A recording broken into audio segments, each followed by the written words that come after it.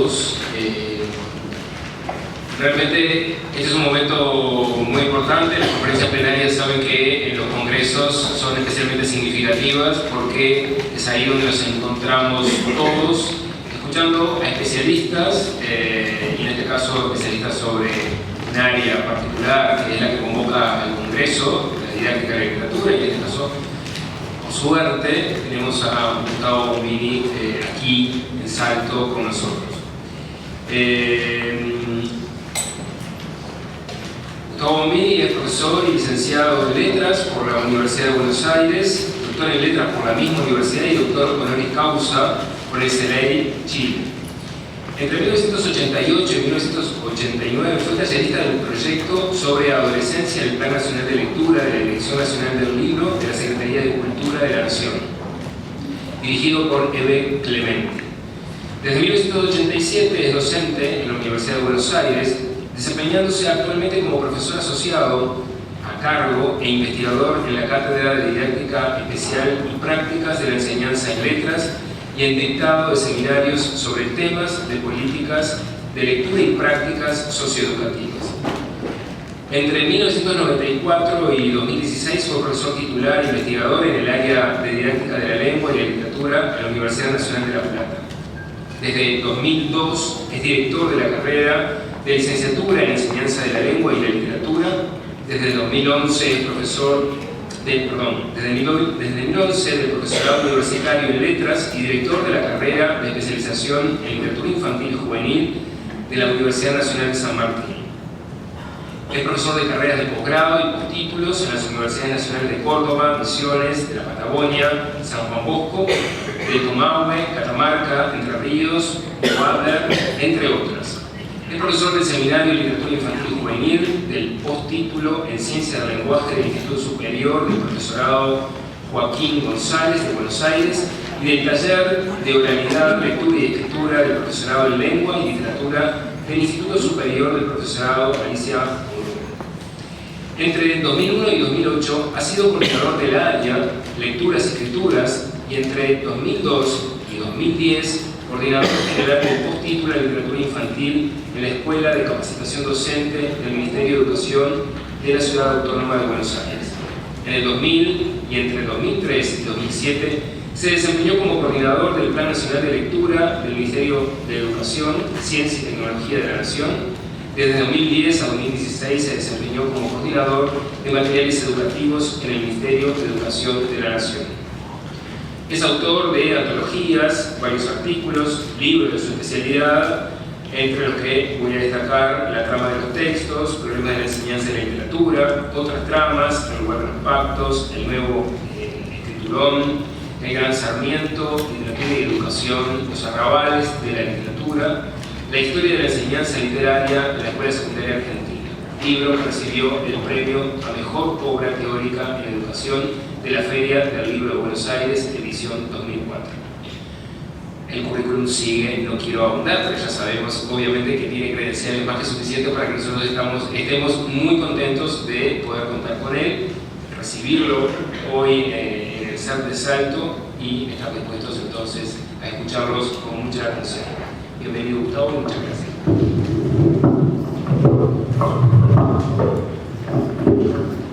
Buenas tardes a todos, a todas. Muchas gracias por esta presentación. Espero que, más que las credenciales, lo que diga valga la pena esta tarde.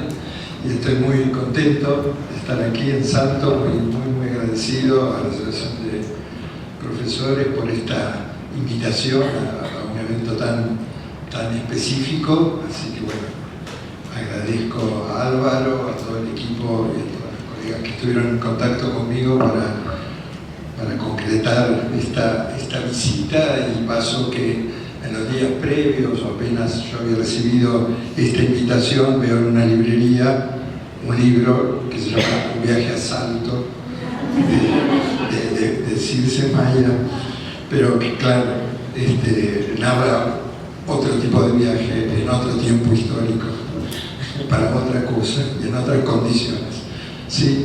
Pero ese relato autobiográfico, enmascarado, que a la vez tiene una escritura inicial de una niña. Eso me llevó al tema que hoy quiero conversar respecto de literaturizar la enseñanza, lo que quiere decir eso de literaturizar la enseñanza, que puede sonar medio marketinero, pero yendo a la cuestión de dictadura, ¿sí? O mejor dicho, de dictadura y después, empezaba a reflexionar a partir del año 1985, porque me envolvió esa fecha, 1985, en ocasión de una película que todavía no vi, pero que se llama 1985, que es sobre los juicios a las juntas en Argentina. Pero 1985 es también el título de un libro, Seminario 1985, que es una compilación que publicó la editorial Paidós de un memorable histórico seminario que dictó la profesora Josefina Ludmar en la vuelta de la democracia, digamos, en ese inicio de esa democracia incipiente, y yo fui alumno de ese seminario, y cuando uno atraviesa ciertas experiencias no sabe la proyección que después van a tener, que 30 años después, digo, eso va a tener algún significado. Y cuando salió la película en 1985 me di cuenta que era el mismo año que el seminario, era el mismo año que el juicio a las juntas. No me había dado cuenta que era exactamente el mismo año, y uno salía de una adolescencia atravesada en dictadura, sin ninguna antecedente militante, digamos, porque quizá eso pertenecía a una generación anterior o a chicos de mi edad que podían estar en ambientes más politizados. La ciudad de La Plata, hace poco se conmemoró la noche de los lápices. Yo tenía una familia apolítica, como corresponde, una maestra, un empleado público, un hogar normal. Entonces la política no tenía lugar en ese momento, y yo era un ingenuo. Cuando llegó Josefina Ludmar, llegó Beatriz Arlo, llegaron Beatriz Lavandera, Noé Gitli, etcétera, los profesores que llamamos de la democracia, yo estaba con una especie de sueño, mirando mi biblioteca y pensando, leí todo mal. Leí todo mal. Había leído literatura inglesa, alemana, argentina. He hecho gran cantidad de materias de la carrera, no toda la carrera, y lo que era la lectura de literatura, yo pensaba que estaba todo mal hecho. Exageré un poquito. Pero claro, no había teoría, leíamos resúmenes de argumentos, memorizábamos el Quijote, y yo era capaz de que me detuvieran en cualquier capítulo del Quijote y empezar a hablar sobre qué pasaba en el capítulo del Quijote, porque lo leí 3 veces para por fin rendir ese final antes de que se venciera la materia, porque tenía mucho miedo, porque es imposible saber el Quijote de memoria, pero a mí me decían en el capítulo 25 de la segunda parte qué sucede, y yo empezaba a hablar, y me saqué un 9. Pero eso era el terror, eso era el no pensar, eso era el no problematizar, eso era no saber. Cuando mucho, lo más complejo era una mirada estructuralista para ver que en Quijote había historias intercaladas. Esa era la máxima sofisticación teórica de aquellos tiempos, y la lectura no era placentera si eso podía compensar algo. Uno buscaba por otros lados, no sabía bien lo que buscaba. Así que en ese momento de desengaño y de pensar nunca más una dictadura, etc., en algún lugar Josefina Ludmar dijo literaturizar la enseñanza. Yo le robé la frase. Dijo literaturizar la enseñanza, pero dijo literaturizar la enseñanza en un seminario que no fue el del 85, en uno posterior, creo que 87, que yo asistí nada más que a las primeras clases, y ahí ella dijo algo que a mí me resultó interesante y que fue el origen de muchas cosas. Dijo que estaba aburrida de dar clases, recién llevan 3 años, que en realidad la lógica del discurso didáctico, dijo Ludmar, era la lógica de la repetición, y que la lógica de la repetición era contraria a la lógica de la literatura, que lenguaje de la literatura no es el cliché, la repetición, como dice Barthes, de la publicidad y la literatura. Bueno, hoy le discutiría, tan polarizado se lo discutiría, me animaría. Pero en ese momento a mí esa idea de esa contradicción me resultó interesante, pero más interesante me resultó que en una cátedra de teoría literaria tan importante, un seminario, alguien hablara sobre educación. Porque en la Facultad de Filosofía y Letras de la Universidad de Buenos Aires nadie habla de educación. Nadie hablaba y a regañadientes cuesta hablar de educación. Yo trabajé 30 años para convencer a algunos de que estaba bueno hablar de educación en la Facultad de Filosofía y Letras, dado que otorgamos un título de profesor, no solo de licenciado, sino también de profesor.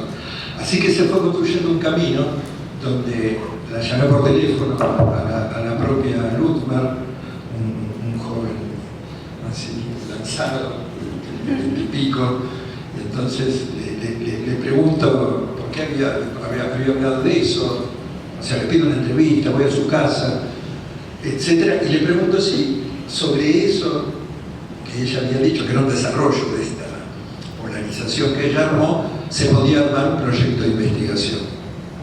Esa fue mi pregunta, porque los proyectos de investigación de entonces, y creo que de ahora, giraban en torno al trabajo crítico, con textos, algunos hacían trabajo teórico, pero fundamentalmente era la crítica literaria, el gran desarrollo.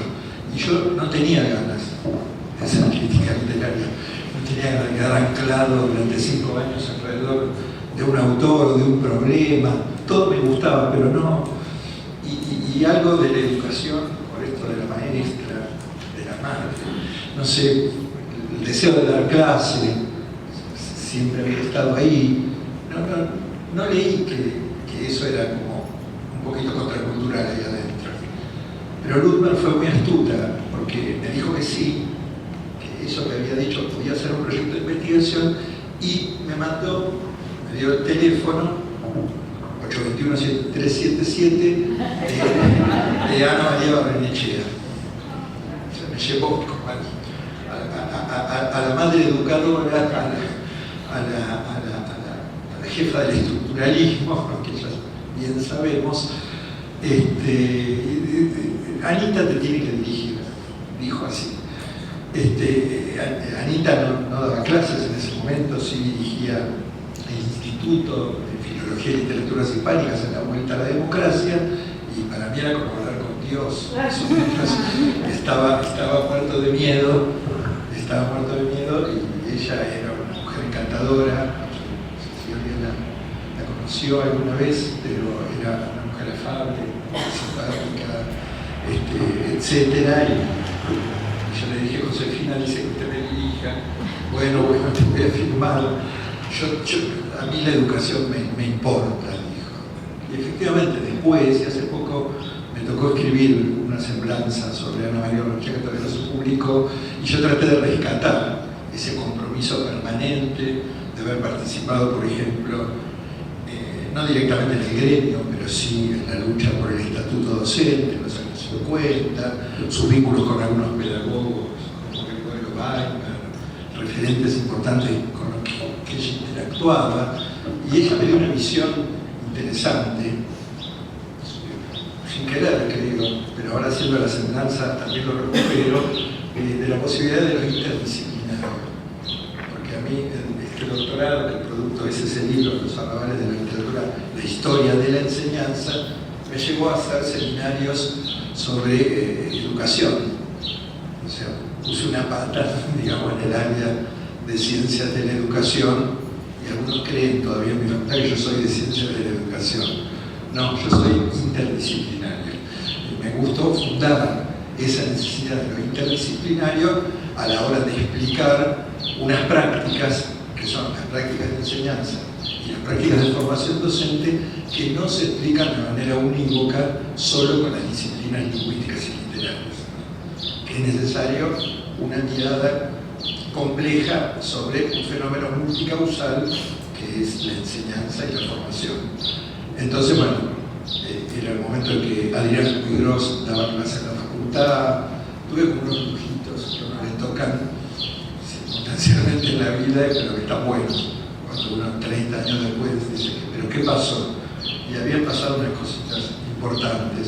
Entonces me quedo con Literaturizar la enseñanza, que creo que lo puse, lo busqué y no lo encontré. El primer libro, La trama de los textos, que algunos de ustedes conocen. La primera edición es este libro Celestito. Este circuló bastante, me intentó a mí este libro, y busqué en estos días, porque traje la primera edición, la frase Literaturizar la enseñanza, no la encontré, pero yo estoy seguro que está ahí adentro. Pero como puse ese título, dije, bueno, tengo que dar cuenta de ese título acá, con ustedes, ¿no? Y empecé a pensar significados posibles, voy a tener en algunos. Primero, vinculado con la pregunta que nos hacemos respecto de la relación, que está en ese libro, esa pregunta, de la relación de los profesores con la literatura, ¿sí? Y de los profesores metidos, no ya en la formación inicial, sino metidos en el oficio, y los vínculos que permanecen o que disminuyen, que se apagan, se enfrían, así como una pasión, con la literatura a costa de la profesión, o mejor dicho, la literatura a costa, bueno, eso. Entonces, el placer de leer, etcétera, y qué relación tiene eso con la práctica de ser profesor. ¿No? Si el profesor que lee, y hay muchas metáforas, el profesor apasionado, el profesor de placer, el profesor que comunica, esa pasión que siente por el objeto, etcétera. Y también una cuestión más específica, ¿no? El conocimiento de la lectura, de la literatura en su lectura, como herramienta que tiene que ver con el abordaje de la lectura de los textos, ¿no? O sea, un texto bien leído también es un texto bien enseñado en algún sentido. Hay un saber que se produce ahí, que incluso yo diría que es preteórico, o va por el costado de lo teórico, que es esa intervención del lector. Cómo llega eso a mí, cómo me construye a mí como lector. En alguna línea de trabajo, por ejemplo, en el Plan Nacional de Lectura que recién mencionaban, en esos años que yo estuve a cargo de un equipo maravilloso, pusimos una línea de política dentro del plan de lectura que se llamaba el docente como lector. El docente como lector. Y descubrimos cosas muy interesantes, ¿no? Porque empezábamos a trabajar con las autobiografías de lectura, por ejemplo, maestros, digo, porque una cosa es la representación, la autopercepción como lector que tiene el profesor de literatura, y otra es la autopercepción que tiene como lector de literatura el maestro de la escuela primaria, que tiende a decir que no es lector en ningún sentido, que tiende a pensar que Borges es la cultura, y eso no tiene nada que ver con ser maestro. Mi mamá, cuando hablaba de literatura, recordaba lo que había leído en la escuela secundaria, y no por eso no alfabetizaba bien a los niños de primer año por muchos años, de primer grado. Pero bueno, es una tensión, ¿no? Y en esas autobiografías lectoras de memoria de la infancia y de la adolescencia, que eran a la vez ejercicios de escritura, aparecían representaciones muy positivas de aquellos vínculos dejados, ¿sí? Que de alguna manera fortalecían esa posibilidad de un maestro formándose en una formación permanente, leyendo otra vez literatura, leyendo literatura para adultos y también leyendo literatura infantil que no hubiera leído en otra ocasión, nueva literatura infantil, etc. Entonces digo, ahí literaturizar la enseñanza es como empezar a pensar en ese vínculo de la lectura, pero del primer sujeto que somos nosotros, el docente en general. Luego, una vieja discusión, vieja, de todo el siglo XX, digamos, que menciona en la educación secundaria, que tiene que ver con enseñar historia de la literatura o enseñar literatura. Aquellos viejos libros de texto que traían una suerte de apéndice donde estaban todos los textos literarios que había que leer, que en realidad eran los fragmentos de los textos literarios que había que leer, y el manual se autoconsumía, ¿no? Y si no, había también colecciones, en Argentina Golbu, de Capeluz, por ejemplo, colecciones literarias específicas para la escuela, pero la discusión, y les juro que la discusión arranca a fines del siglo XIX, es si la historia literaria, ¿sí?, como metadiscurso, desplaza directamente la lectura de la literatura, ¿sí? Y entonces hay una polémica entre pedagogos, autores, didactas, que no se llaman así en esa época, diciendo, bueno, no, la lectura directa de los textos, la lectura directa, fíjense la expresión, la lectura directa, no tantos fragmentos, mejor menos temas, más lectura, etc., contra el programa inabarcable de literatura española, por ejemplo. Bueno, esa discusión recorre todo el siglo, sigue en los 60, hasta los 60 está bastante firme esa discusión, porque ahí el saber de la historia literaria es hegemónico. Digo, yo estudié y tuve una buena profesora de literatura en la Universidad Nacional de Mar del Plata, pero estudié la biografía de Cervantes, porque además la vida de Cervantes estaba vinculada con la obra de Cervantes, ¿sí? Y ya que estoy en Salto, también hice una antología de Quiroga, y con un compañero escribimos una especie de biografía de Quiroga. Pero ahí yo ya estaba de vuelta. Digo, está bueno escribir biografías, o está bueno con ciertos autores entrar por la biografía, no para hacer un causalismo, obra, vida tan lineal, pero algo de la linealidad está bueno a la hora de presentar unos escritores potentes. Me acuerdo que para escribir para estudiar esa biografía de Cervantes, la profesora que escribiéramos, yo tomé como fuente 3 libros de texto distintos. Y con esos 3 libros de texto armé una biografía de Cervantes, que era como una composición, porque me daba cuenta que uno decía unas cosas que el otro no decía, etc. Entonces escribí la biografía de Cervantes, y ese era el modo de escribir, de hacer, pero de aprender literatura, ¿no? Pero justamente en esta época, en este 85, en este 84, desde distintas matrices de la sociología de la literatura, desde los formalistas rusos, desde distintas matrices, desde muchos textos de Roland Barthes y de otros, teníamos las herramientas para demoler esa historia literaria decimonónica de autores y obras. Bueno, con el concepto de texto demolíamos el concepto de obra, nos peleamos con la figura central del autor, reponíamos la figura del lector, todo lo que yo aprendí, que acá lo puse como si fuera un manual, estaba como recién aprendido, pero a la vez puesto en escena dentro del aula, ¿no? Entonces era como enseñar de otra manera en ese inicio de mi trabajo como profesor de secundaria, y entonces ahora la tensión, en todo caso, entre lectura directa y otra cosa, era con la teoría literaria. Porque la teoría literaria en Argentina es muy original en ese sentido, porque es uno de los pocos países, supongo que de la galaxia, que la teoría literaria se reporta como una disciplina separada de la literatura. Es un desarrollo en sí mismo.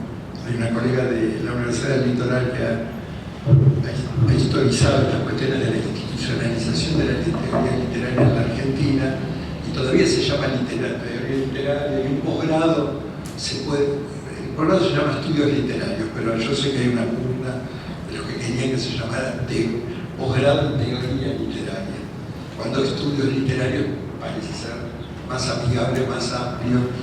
Bueno, pero en ese momento, y también me pasó, como yo tenía que releer todo lo que había leído mal, entonces no me puse a releer todo lo que había leído mal, entre ellas todas las comedias de Molière, sino que me puse a leer teoría literaria, porque me di cuenta que tenía un vacío horrible, que le pregunté a un compañero, ¿quién es Bakhtin? Y él me dijo, es un libro que venden ahí en libros. Y estábamos, y así estábamos. ¿Quién es Bakhtin? Desorientado. Así que fueron años de lectura de teoría literaria, acaso en desmedro de, pero las propias profes, las discípulas directas de Josefina Luthmann, eran un poco mayores que yo, comentaban eso, que la seducción por la teoría literaria había generado esta empatía tal que la literatura quedaba. Pero Enrique Pesoni, director de la carrera de normalización, un tipo maravilloso, traductor, editor de la editorial sudamericana, un personaje único, decía: leen Bakhtin sin leer a Dostoyevsky. Estamos formando monstruos. Entonces esa lección de Pesoni a mí me quedó dando vueltas para preguntar, en el campo de la enseñanza, ¿cómo pensamos esta relación? ¿Cómo nos formamos monstruos o cómo no nos volvemos monstruos nosotros mismos? Monstruos de la teoría, monstruos de los que creemos que si antes no decidimos con qué marco teórico vamos a leer, entonces no podemos leer. Sí, que son las mañas, ¿no? Que podemos adquirir. Cuidado con las mañas. Entonces, bueno, literaturizar la enseñanza sería repensar fuertemente este lugar de la lectura, incluso en el armado de los corpus, en un profesorado. Digo, yo dirijo el de San Martín, le digo a los profesores, y le digo a las profesoras de teoría literaria, que haya lectura, que haya lectura. Digo, porque no son cursos de teoría literaria realmente teóricos, son cursos muy vinculados con la crítica, con la lectura de obras. El modo de hacer, digo, de teoría en América Latina, así trabajaba también para Nechea, para el Fantástico, leía y generaba teoría, pero desde la lectura, no teoría abstracta, como Quiñones en Estados Unidos u otros. Son modos, lo explica Luthmann también en esas clases. Pero este no era el lugar donde me iba a detener, de la lectura. Me iba para volver a pensar esta expresión, literaturizar la enseñanza, me iba a detener en el lugar de la escritura, ¿sí? Y a la pregunta de qué tiene que ver la escritura, y digo la escritura que llamamos ficcional, literaria, creativa, pónganle el nombre que ustedes quieran, ¿qué tiene que ver esa práctica con la enseñanza de la literatura? ¿Qué vínculos se juegan ahí? Porque en esos tiempos, un poquito después, me tocó conocer a Maite Alvarado, que era entonces una referente fundamental del campo de las propuestas de taller de escritura en la Argentina. Gloria Pampillo y Maite Alvarado configuraban una línea de trabajo que se hacía visible en esa época, pero que en realidad venía de los 70, el grupo Grafén, un grupo muy potente de los años 70. Después vino la dictadura, la diáspora, y en el regreso Maite y Gloria empezaron a trabajar ya con el campo pedagógico. Aquellos talleres de Grafén eran talleres de escritores. Siempre hay una situación de enseñanza igual en cualquier taller, pero la orientación hacia el aula, digamos, fue algo que empezó a producirse a partir de los 80, y también la creación de una cátedra en la carrera de comunicación de Gloria Pampillo y Maite Alvarado, que yo trabajé como ayudante unos años, que era una cátedra anual de taller de escritura, donde los estudiantes escribían y aprobaban la materia escribiendo textos de ficción en una cátedra universitaria. Eso me generó muchísima curiosidad. Entonces le pedí a Maite, cuando haya un lugarcito quiero estar un poquito, pero lo quiero ver desde adentro, ¿sí? Una materia anual, algo muy interesante. Pero pasa que en los 80 con estas propuestas de escritura, cuando vimos que poner en juego propuestas de escritura lúdica con los pibes en el aula generaba unas situaciones de tarea de mucho entusiasmo, de mucho, no me gusta la palabra placer, de mucho compromiso con la tarea, de mucha creatividad, de mucha invención. y de buenas escrituras. ¿Acaso que quizá bajo otros formatos no hubieran salido tan buenas? Pero hay como una cuestión en la escritura de las propias historias, de la ficción, etcétera, y de lo lúdico. Pareciera que un compromiso mayor con la palabra que si estuviéramos trabajando con un género más convencional. Escribo peor un instructivo que una ficción, creo. Hay un goce ahí que me gustó. O sea, yo di talleres de escritura con chicos en la escuela. Y eso me gustó, pero claro, como todo empezaba en los 80, en realidad después la investigación a mí me mostró otra cosa, ¿no? Me mostró algo muy potente, algo que Maite Alvarado también pudo ver, porque ella empezó una investigación que quedó trunca por su muerte sobre la enseñanza de la escritura en la escuela primaria. Y eso que ella vio en la escuela primaria, yo lo estaba viendo en la escuela secundaria, y que era que antes del estructuralismo, ¿sí? Perdón, Barnechea, antes del estructuralismo se escribía. Antes del estructuralismo había ejercicios de composición. Antes del estructuralismo había redacción. Aquello de la redacción tema que parodia Fontana Rosa en un cuento. Efectivamente, la redacción tema La Vaca estaba, no, de verdad. Hay un registro de la Universidad de La Plata que estaban los didactas positivistas que hacían investigaciones donde entrevistaban a los niños, y había una alumna, Florencia, que decía, del año 1905 o por ahí, y decía, me piden que escriba sobre la vaca, ¿qué podré decir yo de este animal que ya no haya sido dicho? Ya estaba por la fantasía del país ganadero, ¿no? Entonces ya le vamos a los niños a inculcar cuáles eran las riquezas del país. Así estamos. Entonces, gracias a los ganaderos y a los ojeros. Entonces, ¿qué pasó? Pasó que nos sorprendimos, que yo me sorprendí con que la escritura estaba presente en propuestas de escritura de los años 40, de los años 30, de los años 20, de los años 10. Vamos para atrás. Cuando vamos para atrás nos encontramos con un momento de la historia y de la historia de los saberes sobre la literatura en la escuela, que es muy importante, que es que antes de la historia literaria, antes de que el paradigma del saber literario fuera la historia literaria nacional, española, latinoamericana, argentina, uruguaya, antes se enseñaba retórica.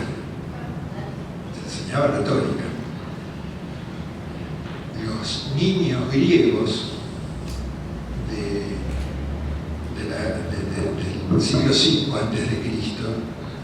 hacían ejercicios de imitación, de escritura, a la manera de Homero y a la manera de Sófocles. Pero ¿por qué hay 5 comedias y 5 tragedias, no? ¿Sí? 7, eso. Porque son las escolares. Hay un libro hermoso de Marrou, es un historiador francés que se llama Historia de la Educación en la Antigüedad, y ahí está el testimonio de las formas de enseñanza de la gramática y de la retórica en los distintos momentos, en Grecia y en Roma.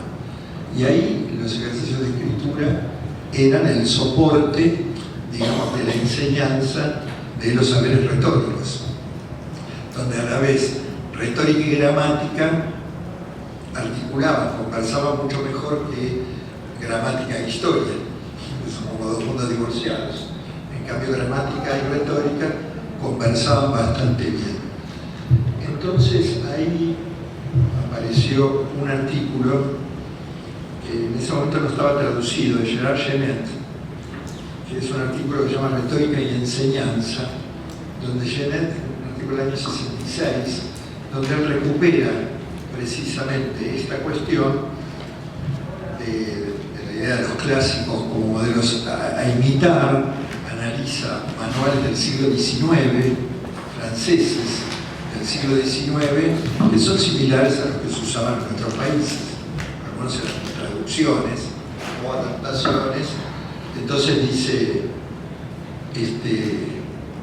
Nueva retórica de Leclerc: fábulas, narraciones, discursos mezclados con relatos, cartas, retratos, paralelos, diálogos, desarrollo de una frase célebre o de una verdad moral, solicitudes, informes, análisis críticos, panegíricos, paralelos, diálogos, de desarrollo de una frase, panegíricos, alegatos. ¿Sí? Los grandes textos de la literatura griega, latina y francesa no eran pues solamente objeto de estudio, sino también, de forma más directa, modelos a imitar. La idea de escritura como imitación de modelos. Entonces lo que dice Genet es que, avanzando el tiempo y ganando terreno definitivo la historia literaria, ya entrando, digamos, ya finalizando el siglo XIX, ya entrando al siglo XX, dice: el discurso escolar cambió pues de plano, ya no es un discurso literario, sino un discurso sobre la literatura. Y la consecuencia es que la retórica que se hace cargo de él, que asegura su código y enuncia sus reglas, ya no es una retórica de la literatura, sino que es una retórica de una metaliteratura. Es la retórica para escribir el comentario de los textos. Dice: se transformó entonces en una meta-literatura. Discurso magistral pronunciado sobre la manera en la que debe pronunciarse un discurso escolar sobre el discurso literario. ¿Sí? Entonces se plantea esta distancia y, digamos, da un ejemplo muy interesante. Dice, creo que era para el caso, sí, dice, bueno, la relación del campo de la educación con el campo literario, ¿no? Y entonces él dice ejercicios prácticos de literatura. Esta posición ambigua de la enseñanza clásica permitía pues a los más dotados, bueno, eso entre paréntesis, un paso insensible de los últimos ejercicios escolares a las primeras obras, así como las obras de juventud de Flaubert se componen de 6 narraciones que son deberes realizados en cuarto año del liceo. La obra de juventud de Flaubert son sus ejercicios escolares. Dice: para un adolescente de esa época, lanzarse a la literatura no era pues como hoy en día una aventura y una ruptura, era una prolongación de un ciclo de estudios bien llevados, etc. ¿Sí? Bueno, el rescate, digamos, de esta historia, ¿sí? Lo que Flaubert dice respecto de los manuales, franceses, lo vamos a registrar también en Argentina y también en el Río de la Plata. ¿Sí? Y para eso quería leer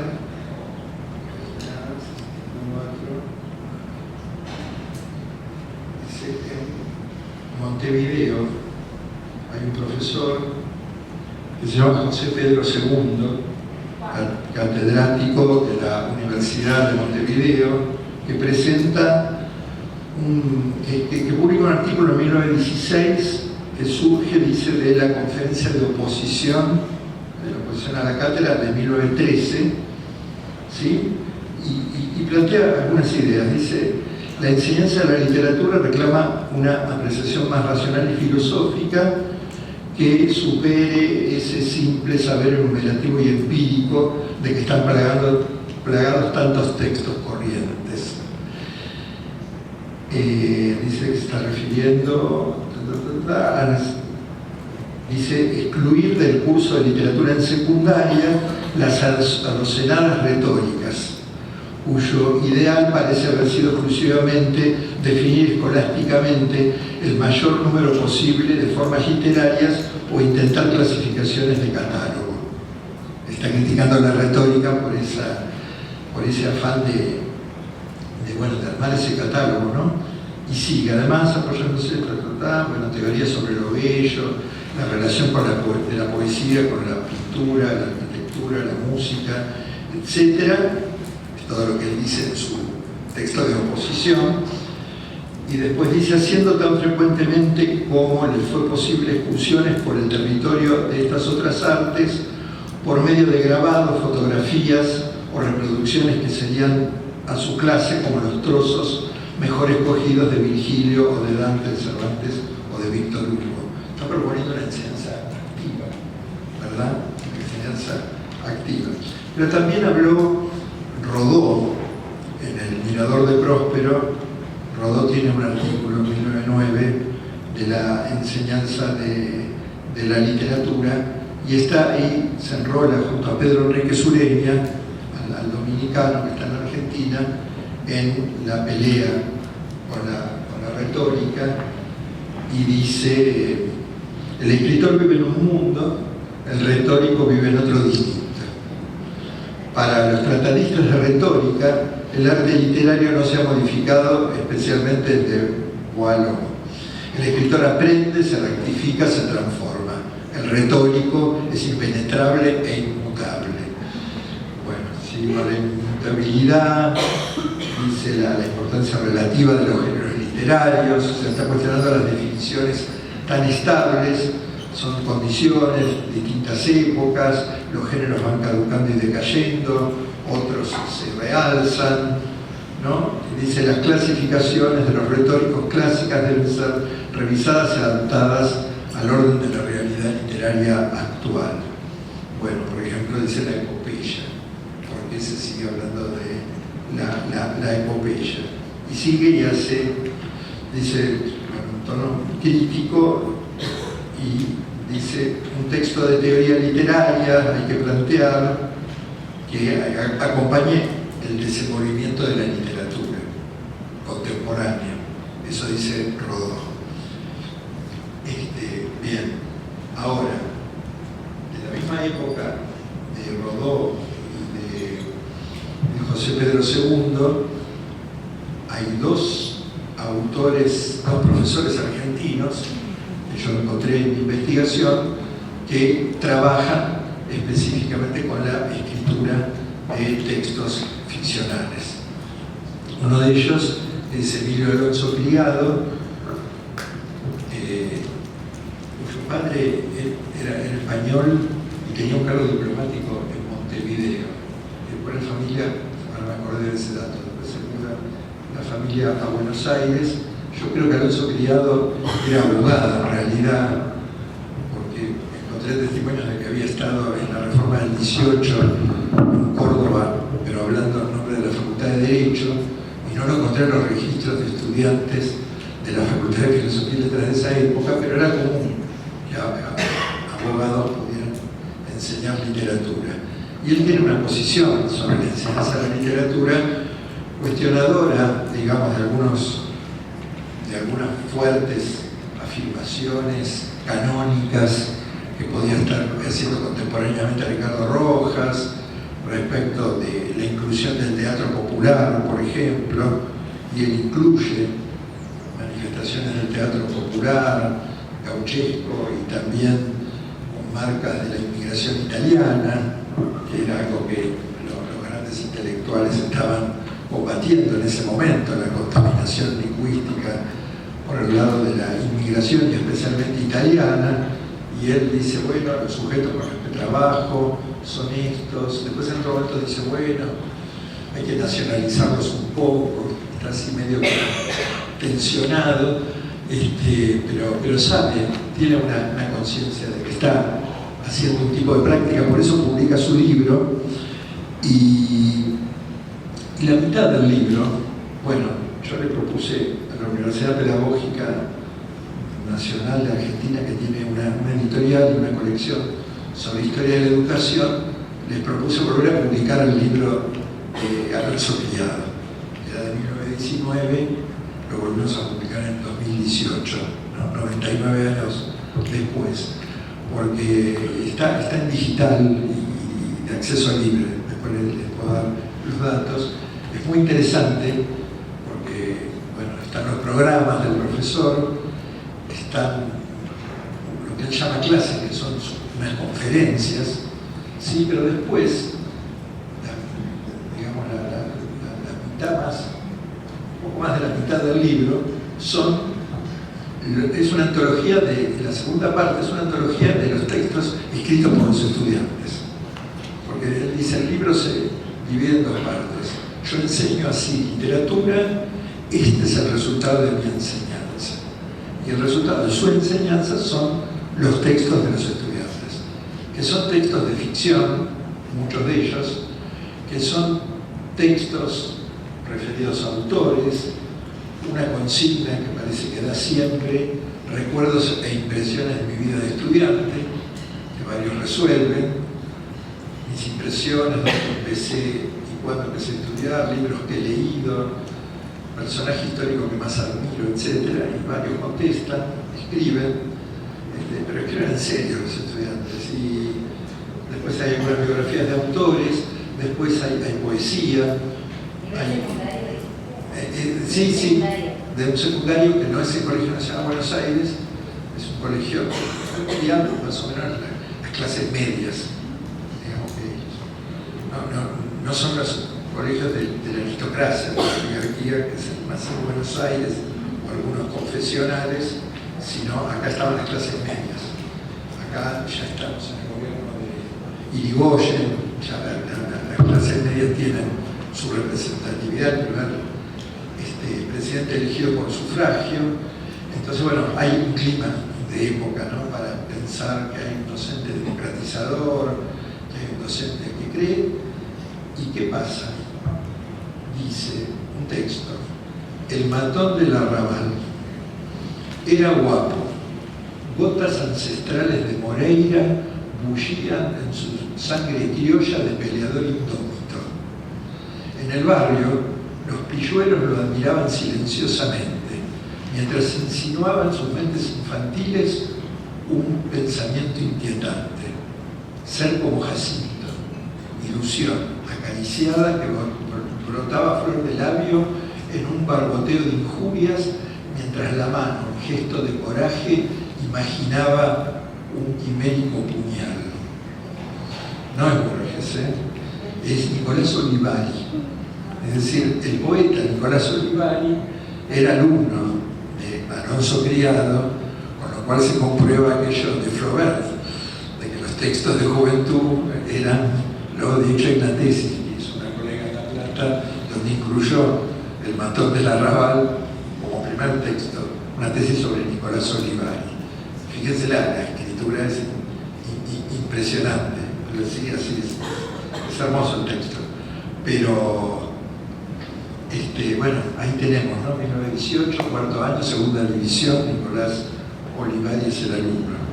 La tesis de Genet se comprueba acá en el Río de la Plata. Bueno, esto es algo importante para pensar entonces en cualquier proyecto, incluso curricular, cuando estamos discutiendo en los países esta cuestión del currículum de literatura y qué se enseña cuando se enseña literatura.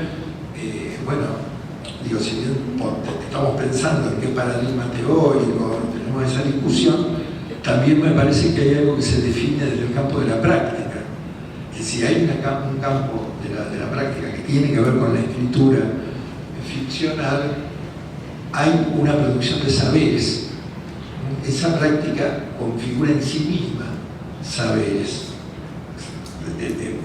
Los configura como la experiencia de la escritura y también porque los convoca. Digo, los saberes retóricos vuelven a ponerse en juego en el momento en que escribo. ¿De cuál retórica?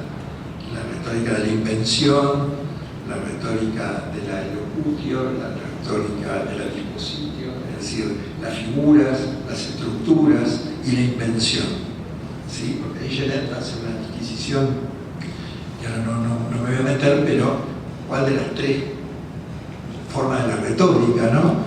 Y fíjense, en los libros de texto de los 60, 70, mi profesora, teníamos una ficha que decíamos recursos expresivos, que eran los tropos, metáfora, metonimia, ella decía de forma y de contenido, y buscábamos aliteración es de forma, metáforas de contenido, qué sé yo, el contenido de la forma es contenido, decían los formalistas rusos, pero ahí estaban divididos. Pero bueno, era un resabio, un resto de retórica que había quedado ahí dando vueltitas, porque al fin había que ponerle el cuerpo. Y dije que mi profesora, que era tan autoritaria, había sido buena profesora porque se ponía con los textos en la mano a mirar eso, a aplicar la ficha. Pero cuando aplicábamos la ficha, no solo la aplicábamos, desentrañábamos el sentido, ordenábamos el hipérbolo de Góngora para acceder al sentido, que era muy difícil. Pero ella estaba ahí acompañando y nosotros teníamos una fotocopia del poema de Góngora, del soneto, y íbamos por ahí. Y a mí me gustaba Quevedo, otro libro aparte, todo de poesía metafísica y amorosa. Eso te dejaba la escuela secundaria, otros tiempos. Entonces yo empecé a mirar, ¿no? Y digo, la gente del taller de escritura, Grafein, Alvarado, Pampillo, Bratosevich, Nicolás Bratosevich, un gran referente de la teoría literaria del taller de escritura, que publica un libro que se llama Taller Literario, mirando el libro de Bratosevich, que fue profesor mío, yo conversé muchas veces con él, y de estas cuestiones conversé con él, era emergente, ¿no? O sea, porque el taller dice caja de herramientas, el libro, el taller literario que está armado, no sé si alguien lo conoce, medio fragmentario, anda por ahí circulando todavía. Dice, entonces, de pronto dice, bueno, mímesis y antimímesis. O sea, pone ese tema en juego como caja de herramientas porque el planteo de mímesis y antimímesis va a estar planteado en un ejercicio de escritura. Entonces él va reponiendo los saberes teóricos que necesita para acompañar los procesos de escritura, que así trabajaba él en el taller. Grafein era menos teórico, Bratosevich era... Yo, como comentario de eso, digo, nostalgia de viejos enunciados, de saberes literarios perdidos, ¿no? Está bueno pensar en que podría haber adentro de la clase de literatura unos enunciados literarios, como en el campo de la lingüística, como bien reseñaban ayer las colegas que estaban acá, sentadas por acá, ayer, como en el campo de la lingüística nos apropiamos, o los currículos se apropiaron de tanta terminología específica y técnica, ¿sí? Ya en mi país, por lo menos desde los 90, las chicas, sobrinas, digo las chicas, sabían en cuarto grado lo que quería decir superestructura. Claro, porque jugaban al ahorcado. Entonces, iban en el auto, y yo hablaba a mi hermano, y decía, una estaba más arriba que otra. Y decía que había puesto para jugar ahorcado que poner una palabra larga y difícil. Entonces, Constanza había puesto macroestructura. Y estaba servida, porque ya estaban varias letras, y Paula no la pegaba. No la pegaba y ya estaba lista y no la veía, porque su maestra no se había ayornado en lingüística, claramente. Entonces él dice, pero nena, macroestructura, como una obviedad. Entonces la otra dice, ¿pero qué es macroestructura? Resumen. Traducción a los términos escolares de macroestructura. La complicamos con macroestructura. Al final la resumen, lo había entendido bien. La maestra, ella, todos. ¿Pero qué es eso de niñas hablando en jerga lingüística? Ahí hay algo que volver a sopesar, en todo caso. ¿Cuándo, cómo, por qué? El metalenguaje. Pero no es contra el metalenguaje, porque nuestra vida es metaliteraria, somos profesores, somos metalingüísticos por nuestra sola presencia, o sea, hablamos sobre el lenguaje. No es un problema, digo, porque hay posiciones extremas, a veces el constructivismo, que ya no quieren enseñar gramática. Es una pelea que tenemos en Argentina. No, la gramática eso es una cosa académica, los niños construyen, y después no podemos decir sustantivo, está complicado. Digo, posiciones, digamos, que no ven la lógica y la disciplina, se explicaba acá como una referencia fundamental, aún en la escuela primaria, pero no sé si con macroestructura, se podría jugar alocado con otras palabras, más posibilidades de adivinar. Entonces, bueno, nada, me parece, cuando decía la nostalgia de saberes, es que en algún momento la crítica justificada y potente y el desalojo, vamos a decir, de la historia literaria, pareciera que nos dejó sin el saber específico, que no quedó tan claro que entraba la teoría literaria. Y no hicimos, desde el punto de vista de la didáctica de la literatura, las mismas operaciones que se hicieron en la didáctica de la lengua. Yo escribí un artículo por ahí, allá lejos hace tiempo, de la deuda teórica del campo de la teoría literaria de la enseñanza, pero si lo tomamos literal es un lío. Si salen a pagar la deuda llenando de conceptos teóricos, eso no es lo que yo estaba diciendo. Me enojo, porque yo no estaba diciendo eso. Es más, hablé en ese artículo, es muy breve, de modelos de articulación, siguiendo la teoría de entonces, en boga, que era la de la transposición didáctica. Digo, bueno, habrá distintas maneras de hacer esa transposición, pero en ningún caso es aplicación de modelos. En ningún caso es la teoría para, y eso ya lo había enseñado Luhmann en su seminario, quedó como marcado a fuego, no a la aplicación de modelos, un ejercicio mecánico, si no se hace con alguna conciencia de que en la recuperación de la categoría teórica yo estoy tratando de resolver un problema de lectura. Los chicos no reconocen un problema en la temporalidad, porque hay una analepsis. Entonces, no la veo. No, ¿cómo? ¿Qué pasó en el texto? Sí lo veo en una narrativa audiovisual, pero no lo veo en un texto escrito. Bueno, posiblemente el profesor empuñe teoría, ponga en juego teoría, ve hasta qué punto pone en juego, qué palabras técnicas, qué no. En la didáctica de la matemática nadie se queja de que haya conceptos sofisticados. ¿Por qué no podemos asumir algunos conceptos sofisticados, pero no para que después macroestructuras se resumen? Porque entonces no trajimos nada nuevo, ¿se entiende?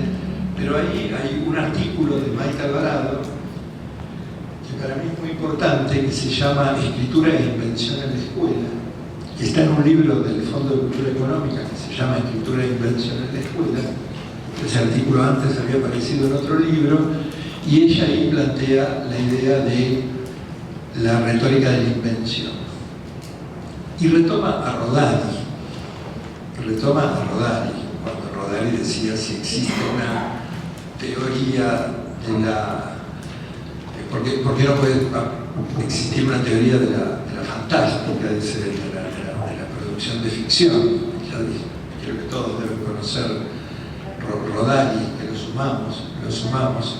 A mí me cuesta que mis alumnos de la Universidad de Buenos Aires entiendan que está bueno leer a Rodari y lo miran como si fuera un ingenuo, un tonto, un texto flojo, y no se dan cuenta de la dimensión de esa narrativa, que es una narrativa del profesor, la de Rodari, y la lógica, esa fantástica, ¿no? que él busca.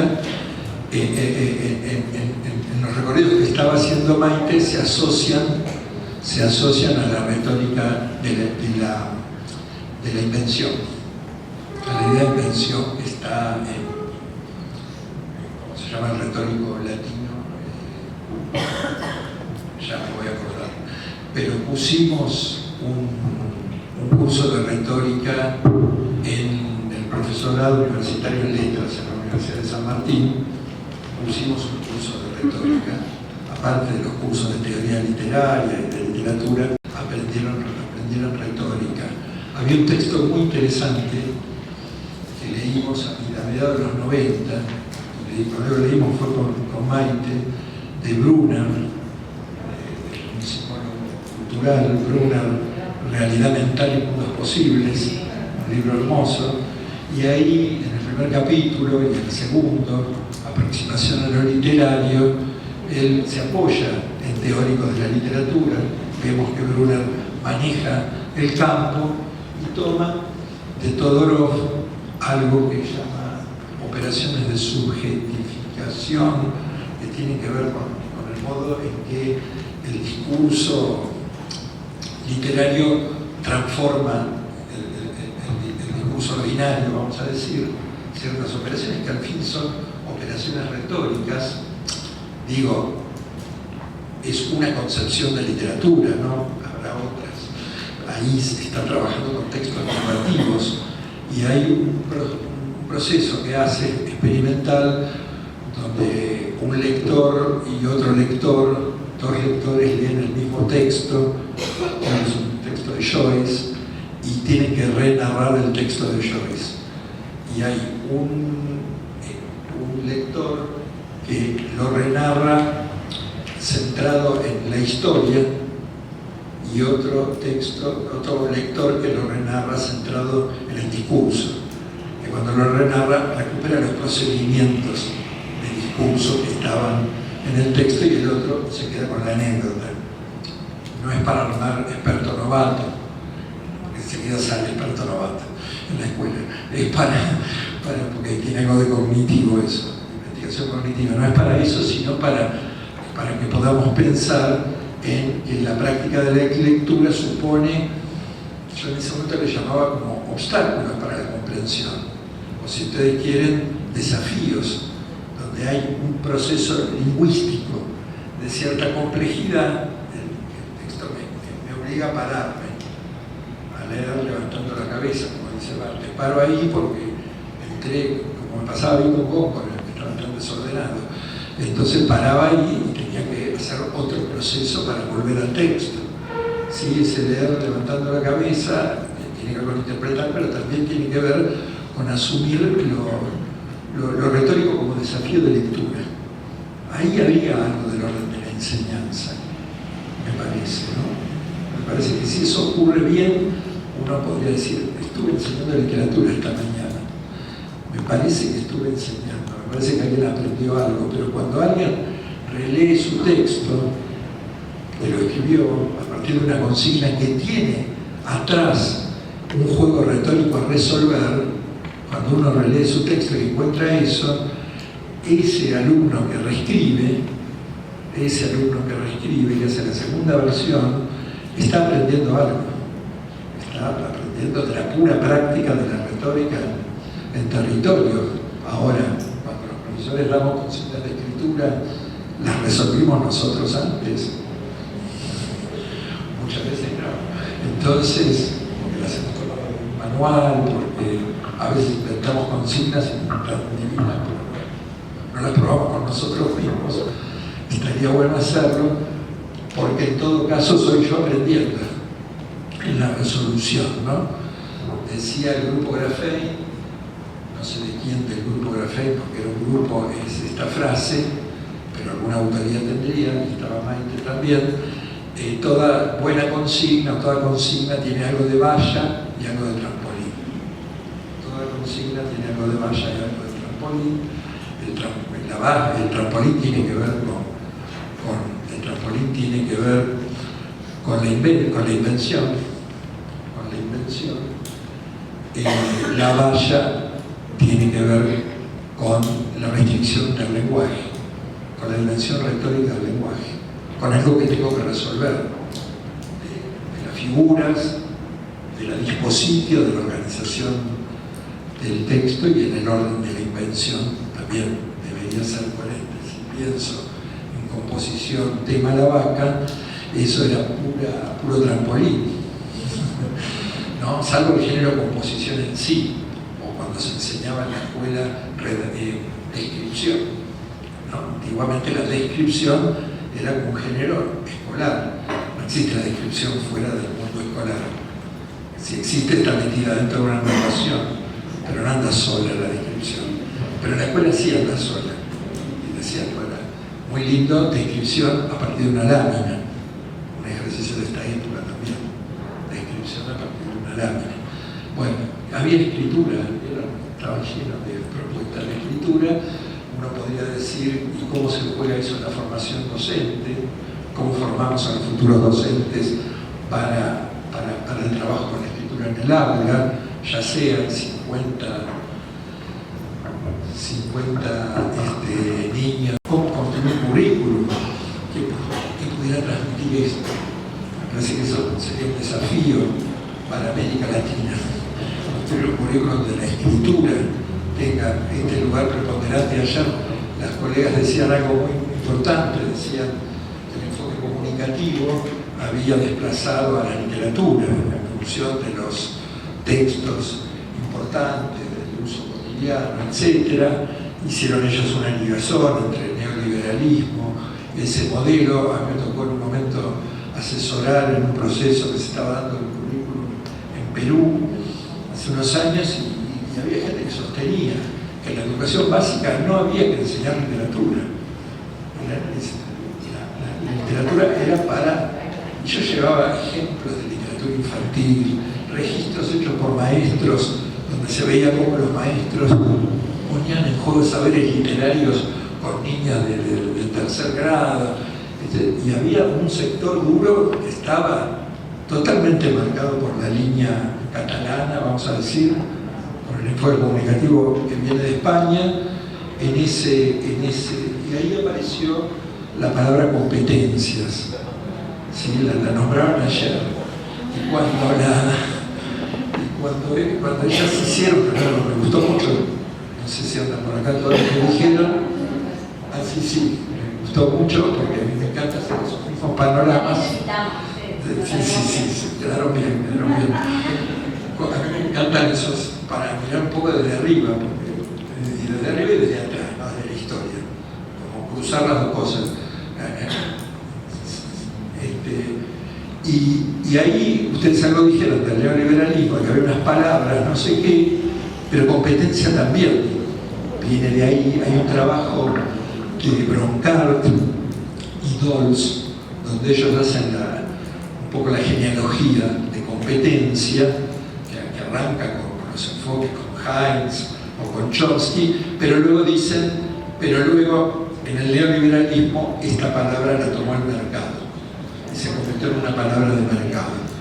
Nosotros hicimos un cambio curricular en la Argentina, que yo no sé si durará, no sé si alguien lo vio. Tenemos el currículum de los NAP, que son los núcleos de aprendizaje priorizados, que reemplaza al currículum de los CBC, que es el currículum de los 90, que estaba fuertemente basado en la noción de competencias. Era lo de los 90.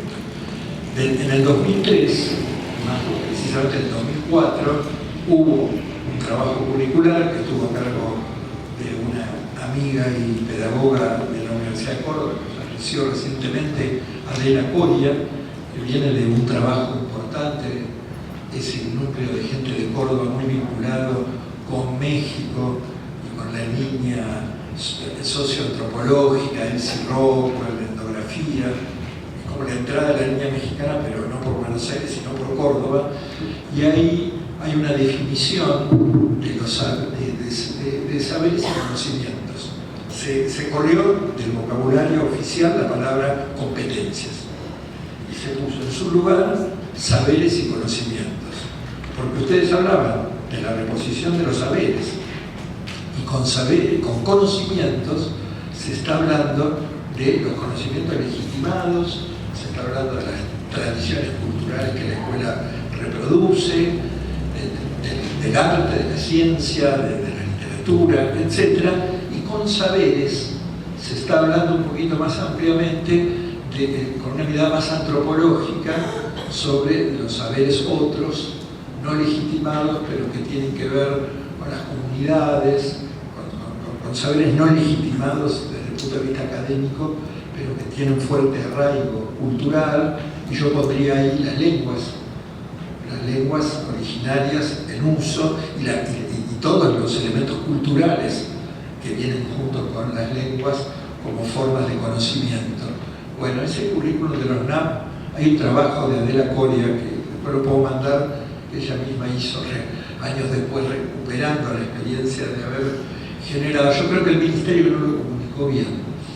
Es más fácil comunicar competencias, porque sacan tan eficaces, tan de mercado. Pero me parece que justo ayer dijeron algo ustedes también sobre el reposicionamiento de los conocimientos históricos de la escuela, que en todo caso la discusión sobre la retórica y la escritura es una discusión más en todas las discusiones en cada campo, y ahí trabajaron todas las áreas disciplinarias, recuperando entonces la palabra competencias está instalada un poco más que macroestructura, está instalada en el cotidiano de la escuela, y uno dice, bueno, podríamos ir por otras palabras, ¿no? Hace un tiempo yo recuperaba un artículo de un autor canadiense que se llama Kieran Egan, que hay algunos libros traducidos en España y Buenos Aires, que recupera la categoría imaginación, para pensar la enseñanza de las ciencias sociales, la enseñanza de las ciencias naturales, la enseñanza de la literatura, etc. Y plantea, incluso cuestiona a Ausubel la noción de saberes previos, y él dice, bueno, lo de los saberes previos es un poco relativo, vamos a ver si vamos para atrás hasta dónde llegamos pidiendo los saberes previos son los del currículum, pero entonces ¿dónde están los saberes previos más singulares de cada estudiante en relación con el currículum, pero en relación con otras experiencias culturales? Y tiene un artículo muy breve que nosotros publicamos, que tradujimos y publicamos en el grupo KET, en la revista, que se llama Partir de lo que el niño sabe o de lo que el niño puede imaginar. Esa es una pregunta. Es una buena pregunta para la clase de literatura, no hay duda. Pero puede ser una buena pregunta para la clase de historia. En el sentido de, bueno, empiezo a hipotetizar acerca de unos tiempos, empiezo a conjeturar, empiezo a trabajar con cierta imaginación posible, ¿no? Bueno, es muy interesante ese artículo y otros trabajos de Egan en este sentido. Bueno, tenía algunas cositas más, pero les agradezco mucho la atención.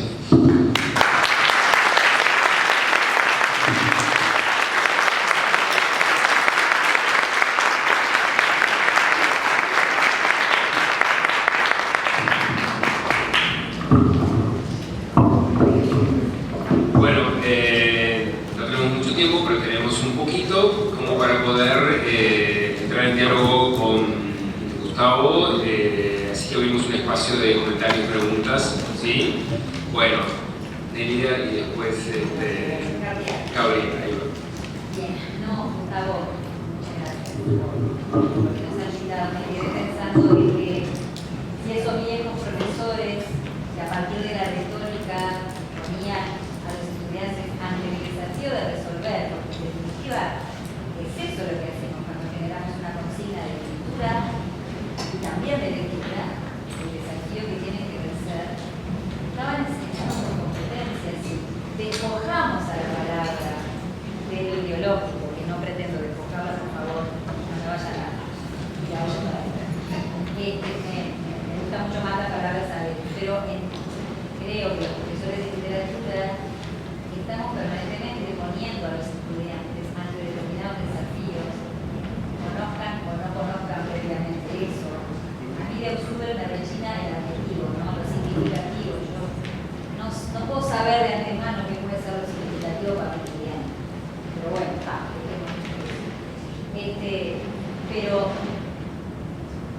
yo cuando voy a, perdón que autorreferencie, pero en realidad el pensamiento mío va a ver, los tres primeros versos, todo lo que el escritor tuvo que resolver para arrancar el texto, ¿no?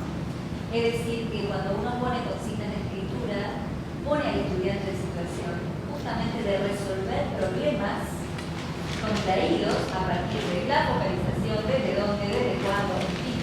Y esos desafíos son maravillosos y estamos enseñando en la línea también de esos maestros, lo sepamos o no, y que me parece que es una postura muy válida, por lo menos para esto de, digamos, tejer en la clase la lectura hacia la escritura, pero también la escritura hacia la lectura. Cuando un estudiante tiene que resolver la escritura a partir de determinados desafíos, lee mejor también. Claro. Porque tuvo que haberlo resuelto, entonces empieza a entender mejor otras cosas. A mí me parece que es un ida y vuelta. Sí, fíjate el problema que traía la palabra competencias en Perú, con competencia, experiencia de asesoramiento, porque ellos habían armado las 4 competencias: leer, hablar, escuchar, escribir, eran las 4 competencias. El currículum eran las 4 competencias. Pero Teresa Colomer habla, y Mendoza Filola, habla de la competencia literaria. Entonces, la discusión que tenían ahí era si la competencia literaria era una 5ª competencia. Como no se ponían de acuerdo, llamaron al experto internacional, que era yo, para ir a dirimir eso. ¡Qué lío! ¿Por qué? Porque evidentemente las 4 competencias podían perfectamente incluir a los textos literarios con su singularidad.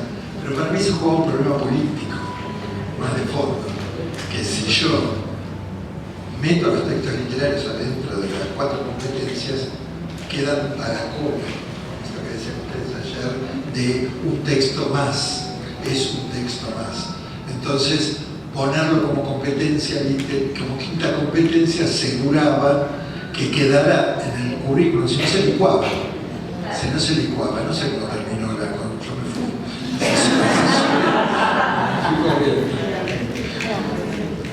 Bien, está bien.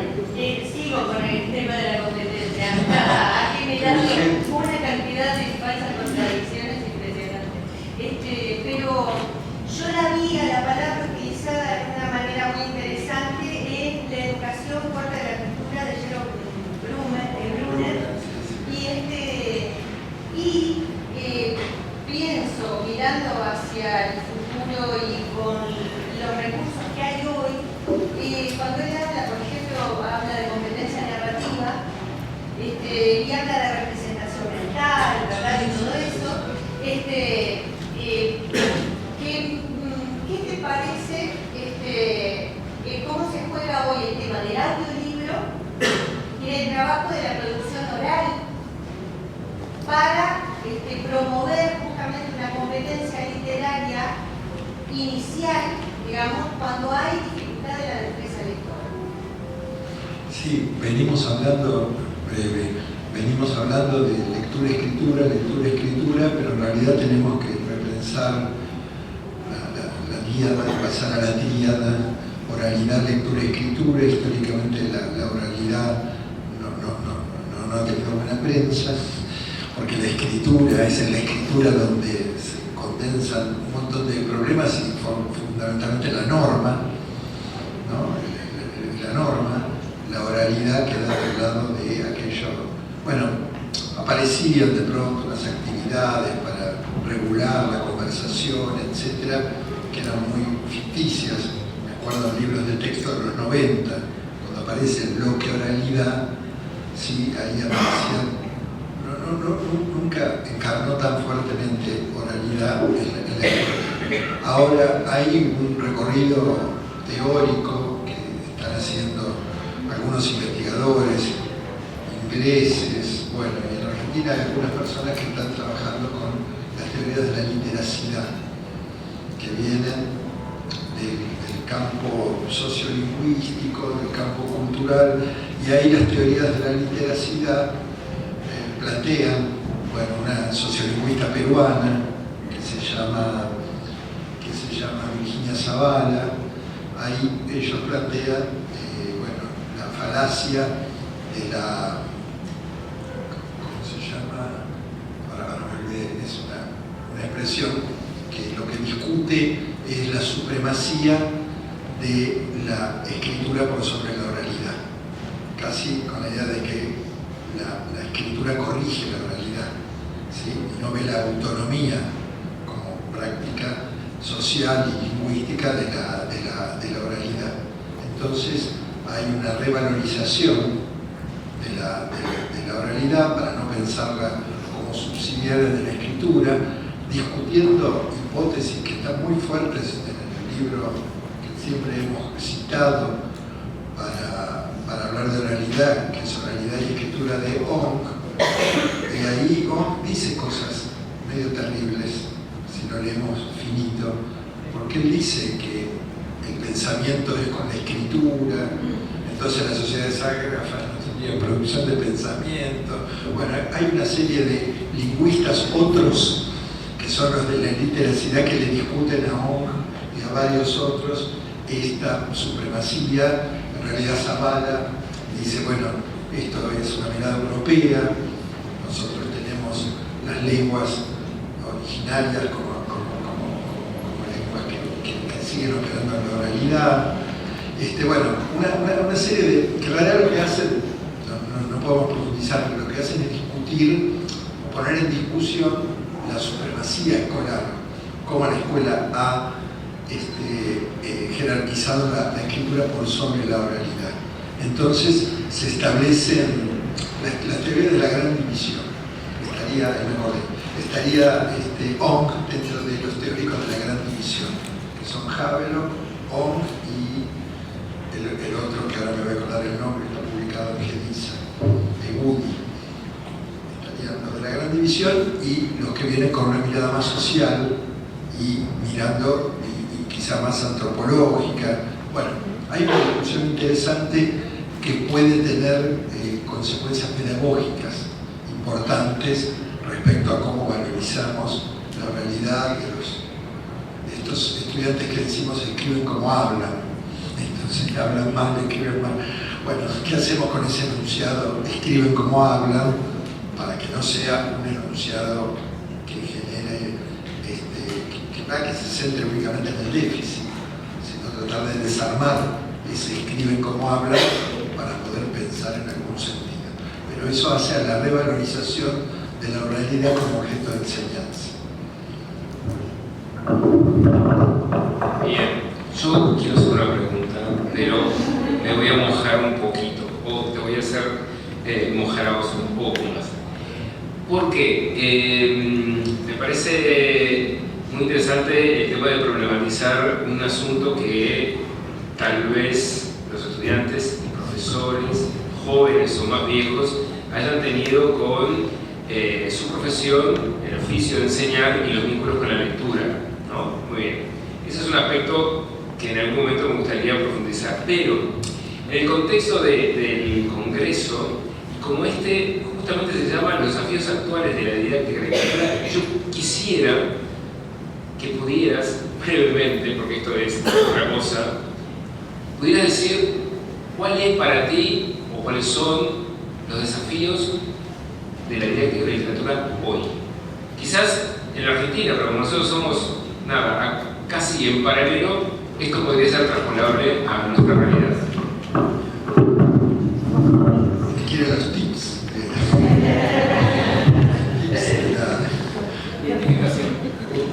Ustedes le pusieron reinventar, ¿no? Sí, reinventar. Que es el nombre de mi libro, reinventar la enseñanza. Bueno, se trata de reinventar, de esto de los tips, ¿no? Digo, me parece que en el centro de todo lo que dije está la pregunta, y que es una pregunta que tiene que ver con la macropolítica, es decir, con el currículum de la formación, etc., pero que también es una pregunta de la didáctica, del cotidiano, de la práctica, o ambas dimensiones están interrelacionadas, y es la discusión sobre los saberes, conocimientos, no negocio competencias, saberes, no negocio, saberes, conocimientos en términos de una tensión interesante entre las tradiciones, digo porque seguimos enseñando en Argentina el Martín Fierro, Entonces, También. claro. Menos de lo que debería. El Chinese de Versal está claramente instituido que hay algo del orden. Digo, porque no puedo leer la literatura del siglo XX, sino la literatura del siglo XIX, etc. Digo, hay un saber ahí que en algo tiene que ver con la historia, ¿sí? Y entonces el desalojo compulsivo de la historia, de aquella historia, digamos, debería repensarse. Me parece que hay un tema muy potente respecto, hoy lo llamé retórica, pero habría que ver qué otros saberes literarios se podrían convocar y pensar. Estoy pensando en saberes literarios o de teorías literarias más sofisticadas, qué sé yo, si vamos a hablar de Deleuze en el aula. Seguramente no vamos a leer a Gilles Deleuze en el aula para hablar de literatura, pero seguramente habrá algunas ideas acerca, pienso en ese texto de la literatura menor de Kafka, digo, habrá algunas ideas acerca de la literatura jugando ahí, que no sé si permean como un saber escolar, pero de alguna manera nos habilitan un territorio, digamos, más contemporáneo de pensamiento, ¿no? Porque acá el riesgo también es estar hablando de la literatura como hace 30 años, y algo cambió. Pasó agua bajo el puente, entonces en todo caso hay una crisis del objeto. Esta investigadora canadiense, que ahora me voy a acordar el nombre, dice incertidumbre y expansión de la noción de literatura. Regine Robin, ella habla de expansión y incertidumbre en la noción de literatura, la idea de una noción cambiante, lo que han traído los estudios culturales para pensar las relaciones de la literatura con otras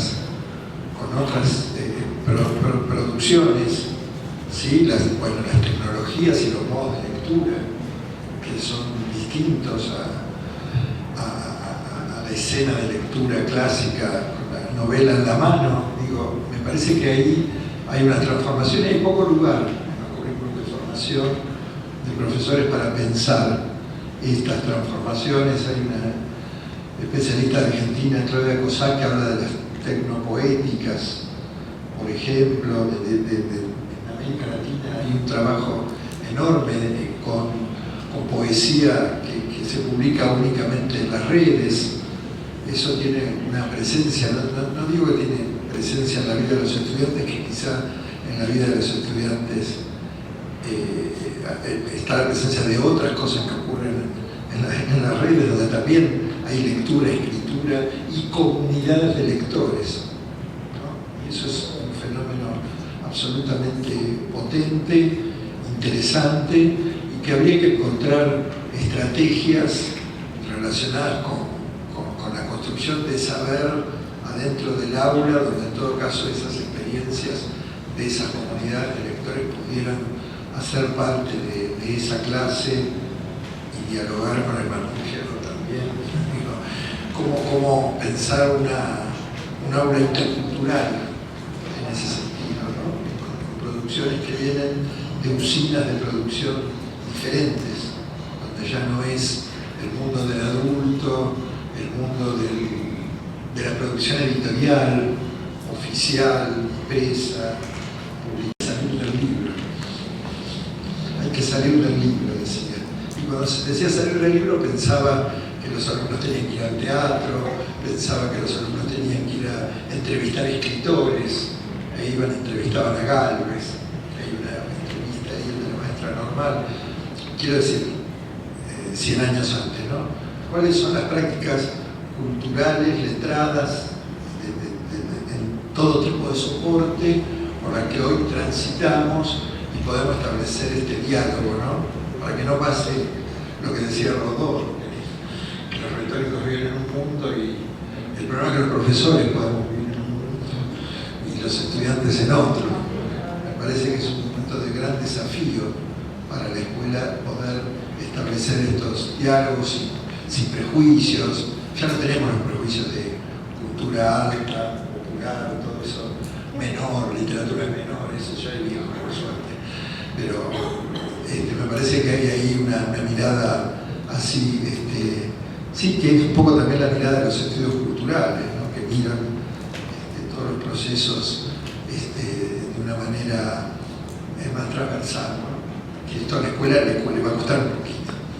La escuela tiene su cosa fuerte con el canon, etc. Pero también la academia a veces hay rechazo por los estudios culturales, mirar inmanentes sobre la literatura que tienen los académicos. Eso también hay que discutir, ¿no? Porque ya el texto, bueno, es un tema, no sé si... Bien, sí,